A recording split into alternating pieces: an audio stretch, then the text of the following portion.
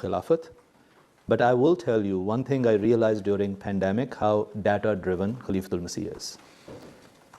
Be very careful. Now this is coming from personal experience.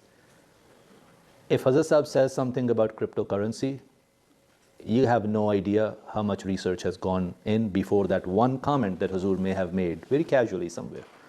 If Hazur talks about social media, I say this because there is khannas. There is shaitan out there who's like, he's a spiritual leader. What does he know about Facebook?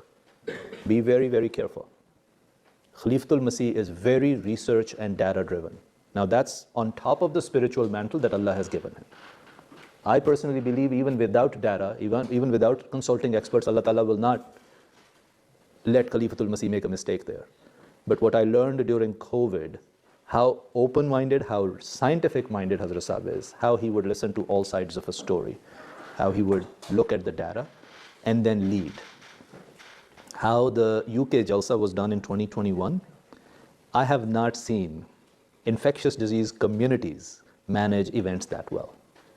Because people have gone on extremes, because the politics of COVID was so extreme. Either it's all shut down and masks and just tests and everything, or it's a hoax on the other end and vaccines are a ploy. So there was no middle ground, right? Hazrat Sahib walked that middle ground with science.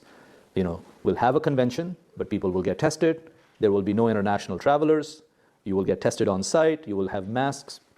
We will have virtual mulaqats. Like when history will look back at COVID, 30, 40, 50 years from now, not Jamaat Ahmadiyya, I should say, Khilafat Ahmadiyya, and the inner circle of Khilafat, how Hazrat Sahib operated, will be a model. I say this with certainty as an expert in infectious diseases. It was incredible how Hazrat Sahib handled that. So my point is, Hazur gives us advice on economics. Hazur gives us advice on social media, on other matters. Don't take it lightly. It's been vetted through science. I can guarantee you that. And that just gives me immense pleasure, comfort, not just as a believer, but as a scientist, as a thinking person by nature. It gives me amazing pleasure and confidence. That's the leadership Allah has blessed us.